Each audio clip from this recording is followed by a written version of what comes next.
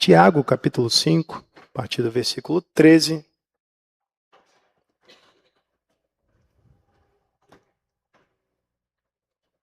Iremos até o versículo de número 16. Tiago, capítulo 5, a partir do versículo 13, onde o texto bíblico fala-nos assim: Está alguém entre vós aflito? Ore. Está alguém contente? Cante louvores. Está alguém entre vós doente? Chame os presbíteros da igreja e orem sobre ele, ungindo-o com azeite em nome do Senhor. E a oração da fé salvará o doente. E o Senhor o levantará, e se houver cometido pecados, ser-lhe-ão perdoados. Confessai as vossas culpas uns aos outros, e orai uns pelos outros, para que sareis. A oração do justo pode muito em seus efeitos. Amém. Irmãos, os irmãos já oraram hoje? Nós oramos aqui no culto, né? Mas você já fez uma oração no seu lar? Pergunto isso, irmãos, porque, por vezes, no decorrer da vida, diante das responsabilidades, das muitas atividades, às vezes, irmãos, é possível que um crente em Jesus Cristo passe por um dia inteiro sem orar. Lá em casa, a gente costuma orar por ocasião de todas as refeições, né? E confesso, irmãos, que nem sempre é fácil de orar, né? Porque meu filho mais novo, Gabriel, fala a beça. Então, o tempo todo falando na oração, a gente quer instruí-los, né? No sentido de que eles possam, em algum momento, atribuir solenidade ao momento de oração, né? Mas não é fácil, né? Mas, vez ou outra, eu faço essa mesma pergunta que eu fiz para os irmãos, para o Christian, que já está mais velho e já consegue compreender, já orou hoje, né? Inclusive, isso faz parte das tarefas, das disciplinas espirituais que ele precisa executar ao longo do dia, né? Ler a Bíblia, orar, né? Mas a verdade é, irmãos, que não são apenas as dificuldades das crianças que às vezes limitam o nosso momento de oração. Nem sempre nós estamos tão motivados. É interessante isso, irmãos, porque o pecado se manifesta desde a infância de formas variadas. Uma delas é essa resistência à oração, né? E nós crescemos, nos rendemos aos pés de Cristo e nem sempre estamos tão motivados para a oração. Às vezes, irmãos, nós dedicamos pouco tempo a essa disciplina tão importante. Sabemos que é importante, mas nem sempre tratamos como se fosse. E por essa razão, usando o texto que lemos, quero falar sobre a importância da oração. Afinal de contas, esse é um culto dedicado a essa temática. Então, pensando nisso, irmãos, e a partir do texto que lemos, quero destacar, irmãos, que a oração, ela é importante porque ela destaca, ela põe em evidência a soberania de Deus. E perceba, irmãos, que no texto que nós lemos, parece que é isso que Tiago tem em mente. Cada uma para as perguntas que ele faz, ele mesmo oferece respostas. E cada uma das respostas aponta na direção da soberania de Deus. Você está aflito? Então ore, porque Deus pode resolver, pode eliminar o motivo das suas aflições. Você está contente? Cante louvores, porque você precisa reconhecer que aquilo que te trouxe alegria, na verdade, é resultado da ação de Deus. E ele diz, olha, está alguém enfermo? Chame os presbíteros da igreja, para que orem. Por quê, irmãos? Porque através da oração, Deus levanta o enfermo. O texto diz, né, a oração da fé salvará o doente e Deus o levantará. Então, ele está apontando para a soberania de Deus. Deus, ele governa sobre cada área da existência. Interessante, tem um escritor chamado Abraham Kuyper, ele viveu no final do século XIX, início do século XX. Ele tem uma frase bastante conhecido, interessante a esse respeito. Ele diz que não há 1 centímetro quadrado em toda a nossa existência sobre o qual Cristo, que é soberano sobre todas as coisas, não possa clamar: é meu. Tudo pertence a Ele. Tudo é dele, por Ele e para Ele. Então, perceba, ele fala que se alguém está aflito, ore. Eu imagino que ele tinha em mente os textos do Antigo Testamento que falavam que Deus atende a oração do aflito, do necessitado, como por exemplo o Salmo 9, versículo 12. Mas é importante, irmãos, nós percebemos que a partir do contexto, nós conseguimos identificar um tipo de aflição que os irmãos que recebem a carta de Tiago estavam enfrentando. A partir do versículo 1 do capítulo 5, o texto diz assim: Eia, pois agora vós ricos, chorai e pranteai por vossas misérias que sobre vós hão de vir. As vossas riquezas estão apodrecidas, e as vossas vestes estão comidas de traça. O vosso ouro e a vossa prata se enferrujaram, e sua ferrugem dará testemunho contra vós, e comerá como fogo a vossa carne. Entesouraste para os últimos dias. Eis que o salário dos trabalhadores que ceifaram as vossas terras e que por vós foi diminuído, clama. E os clamores dos que ceifaram entraram nos ouvidos do Senhor dos Exércitos. Deliciosamente vivestes sobre a terra e vos deleitastes. Cevastes os vossos corações como num dia de matança. Condenastes e matastes o justo. Ele não vos resistiu. Veja, ao que parece, havia indivíduos ricos que estavam oprimindo os cristãos daquele tempo, que em sua maioria não eram ricos. Mas a questão aqui não é rico contra pobre, mas o pecado que aqueles homens estavam cometendo. Isso estava afligindo os indivíduos que receberam essa carta. Interessante, irmãos, que uma tese a respeito de quem são esses ricos, que eu penso que faz muito sentido, é que os ricos não eram da igreja, eram pessoas de fora. Eles não eram os destinatários da carta de Tiago. Assim como os profetas faziam no Antigo Testamento, tem textos de Ezequiel e Jeremias, onde o juízo sobre os filisteus é anunciado, sobre o Egito, sobre os moabitas, mas nenhum deles são os destinatários do livro. Aqui eu acredito que acontece o mesmo.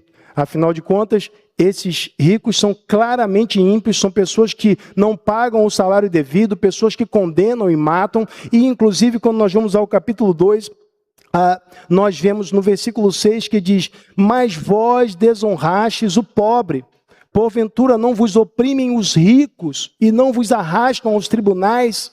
Veja, eles estavam com isso, no versículo 7 diz: porventura não blasfemam eles o bom nome que sobre vós foi invocado.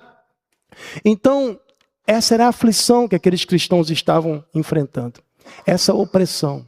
Mas, irmãos, as aflições na nossa vida, elas se manifestam de maneiras variadas. Nessa situação aqui, ela era provocada por outras pessoas. E talvez alguém pense: poxa, mas se é provocada por outra pessoa, e como eu vou orar e Deus vai mudar as circunstâncias, se depende da decisão do indivíduo mudar essa postura? Então, será que faz sentido essa oração? Mas, irmãos, Deus, Ele exerce o governo até mesmo sobre essas áreas. Irmãos, é interessante que a Bíblia nos manda, justamente por conta dessa convicção, nós orarmos pelos governantes, pelos reis e por todos que estão em eminência. 1 Timóteo, capítulo 2, versículos 1 e 2. Para que tenhamos uma vida quieta e sossegada. Ou seja, Deus, Ele é capaz de intervir na história humana e até no coração humano para que as circunstâncias sejam modificadas. Por isso que a oração faz sentido, porque nós acreditamos no governo soberano de Deus sobre todas as coisas, todas as áreas da vida. Ele não é o Senhor apenas da igreja, Ele é o Senhor de toda a história, Ele governa tudo que existe. Por isso nós não podemos depender dos agentes políticos, nós precisamos depender do Senhor. Nós precisamos, irmãos, confiar no nosso Deus. Porque, por vezes, irmãos, o poder político, ele foi usado para perseguir os cristãos, como agências de Satanás. Mas Deus nunca perdeu o controle. Nós podemos e devemos orar, clamar ao nosso Deus. Se alguém está aflito, ore. Mas é interessante, irmãos, que ele diz, olha, se alguém está aflito, ore, se alguém está contente, cante louvores. Essa segunda pergunta aqui e a resposta, irmãos, mostra que o que Tiago está dizendo não são atitudes exclusivas, ou melhor, atitudes universais que você deve tomar em todas as circunstâncias. Sabe por quê? O que Paulo e Silas fizeram na prisão? Eles não cantaram? Estava bom a beça ser presa então, tá, meu irmão? Será que estava bom lá? Bom não estava, mas eles cantaram louvores. O que ele está dizendo aqui, irmãos, provavelmente ele diz para corrigir posturas daqueles que estão recebendo a carta. Porque não é possível que alguém em aflição chegue a murmurar, reclamar de Deus. Ele diz, olha, se você está aflito, ore. Ao invés de murmurar, ora. Não é possível, irmãos, que alguém que está muito contente esqueça de exaltar a Deus pelas bênçãos recebidas. A ingratidão, isso é possível. Então ele diz, se está contente, cante louvores. Não é possível, irmãos, que alguém diante de uma enfermidade avassaladora não creia que Deus pode curar. Então ele disse, se alguém está enfermo, chame os presbíteros da igreja e ore. Então veja, ele procura corrigir essas posturas, até porque, irmãos, a Bíblia não nos orienta a orarmos somente quando estamos em aflição. 1 Tessalonicenses 5,17 diz, orai sem cessar. Então não há uma contradição bíblica aqui. Ele está apresentando posturas que corrigem outras atitudes, disposições que as pessoas às vezes têm diante do sofrimento e até diante da alegria. Então ele está corrigindo pensamentos, posturas, ele quer mudar essas ideias.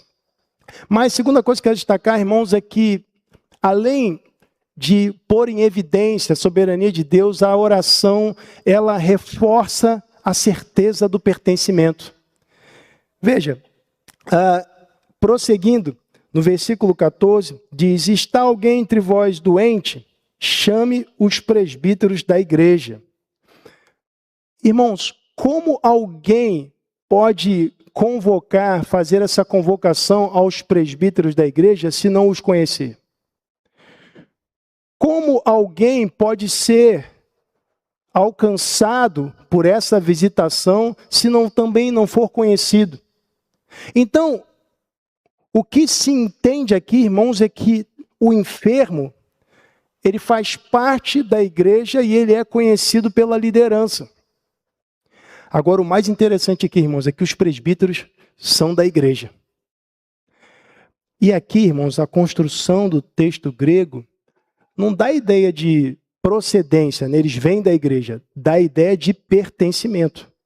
Os presbíteros da igreja. Percebeu que não é a igreja dos presbíteros, mas os presbíteros da igreja. Eles pertencem à igreja, assim como o enfermo também pertence.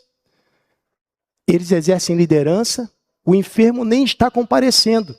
Porque chama a atenção aqui, irmãos, o Novo Testamento tem várias palavras no grego para doença, para enfermidade, mas aqui é empregada uma palavra que dá a ideia de incapacidade, de fraqueza extrema.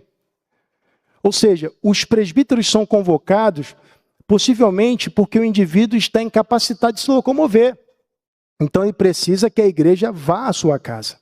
E isso, irmãos, revela a dimensão comunitária da oração, que é aquilo que nós chamamos de intercessão.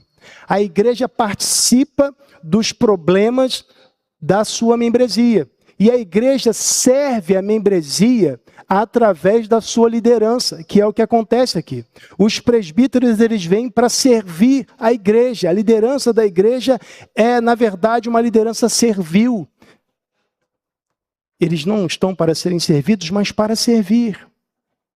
E chama a atenção, irmãos, também o fato de que eles oram sobre o enfermo e eles fazem isso em nome do Senhor. Eles confiam que Deus é quem vai operar e não eles mesmos, por serem presbíteros.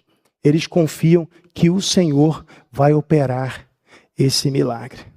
É interessante que aqui é a oração que salva o doente, né? O versículo 15 diz, a oração da fé salvará o doente. Mas por que a oração salva o doente? Porque o Senhor o levantará. Porque a oração é o meio que Deus estabeleceu para que nós nos comuniquemos com Ele e que manifestemos a nossa dependência. Mostremos, olha, Senhor, realmente eu dependo de Ti. Preciso do Senhor. E aqui, irmãos, nessa relação dos presbíteros com o enfermo, nós vemos essa conexão que a oração promove. Um orando pelo outro, né? E no versículo 16, o texto diz que nós devemos orar uns pelos outros. Essa conexão que é promovida também pela oração, mostra que a oração tem uma dimensão vertical, né? Nós falamos com Deus, mas outra horizontal também, porque nós falamos com Deus sobre outras pessoas. Orar uns pelos outros, irmãos, é ser igreja também. Nos lembra que nós pertencemos a uma família, família de Jesus Cristo, a um corpo local de crentes. Deus nos inseriu nesse corpo e nós precisamos manter essas conexões através da comunhão. Eles foram até a casa, mas também através da oração, lembrando uns dos outros nas nossas orações, intercedendo pelos nossos irmãos, agradecendo pelas bênçãos que eles receberam e exaltando o nosso Deus, que estabeleceu essa conexão. Bom, mas interessante aqui, irmãos, que o texto diz que eles ungem com azeite, mas os irmãos perceberam que tudo acontece na casa do enfermo? Não acontece no culto, né? O enfermo não pode ir, eles vão até a casa do enfermo. Não acontece aqui uma unção no culto, né? E essa é uma das razões pelas quais batistas não procedem dessa forma, né? Mas quero chamar a atenção, irmãos, para um fato, né? O Novo Testamento, ele tem 2 termos gregos para unção. Tem um que ele se refere à unção comum, né? Não gosto muito de falar termo grego, pregando, até falo isso lá no seminário, né? Mas às vezes a gente precisa falar para o pessoal lembrar, né? O termo aleifo, ele dá a ideia dessa unção comum, corriqueira, cosmético. Jesus diz lá em Mateus 6,17, quando jejuares, né, você tem que se ungir o seu rosto, tal, para não parecer, você não dá a impressão que jejua. Então a unção que Jesus se refere lá é uma unção cosmética, né? A pessoa, como se ela estivesse se preparando, lavando o rosto. Também lá na casa do fariseu, Lucas capítulo 7, lá no versículo 46, Jesus reclama com o fariseu, olha, você não me ungiu quando eu cheguei aqui. Ou seja, uma unção associada à etiqueta daquele tempo. Mas em Marcos, no capítulo 6, no versículo 13, o termo aleifo é usado quando os apóstolos, eles ungem os enfermos e os curam. Porque havia uma unção medicinal também. Lá em Lucas, no capítulo 10, versículos 43 e 44, ou melhor, 33 e 34, quando o bom samaritano ele vai até o homem que foi espancado, o texto diz que ele deita azeite e vinho sobre as feridas. Era comum usar o azeite com finalidade medicinal.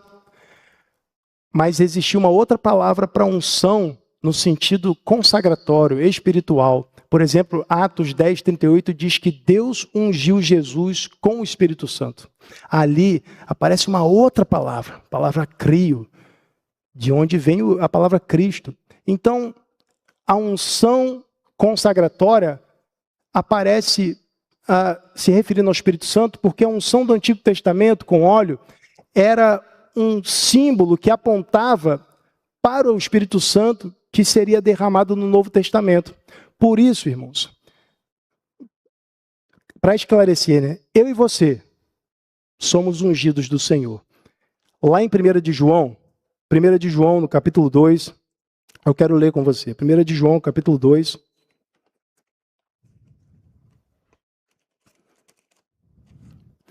Primeira de João, capítulo 2, versículo 20.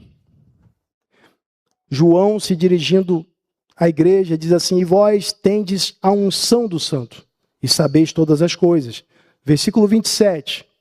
E a unção que vós recebestes dele fica em vós, e não tendes necessidade de que alguém vos ensine. Mas como a sua unção vos ensina todas as coisas, e é verdadeira e não é mentira, como ela vos ensinou, assim nele permanecereis. A unção ensina todas as coisas. João escreveu isso.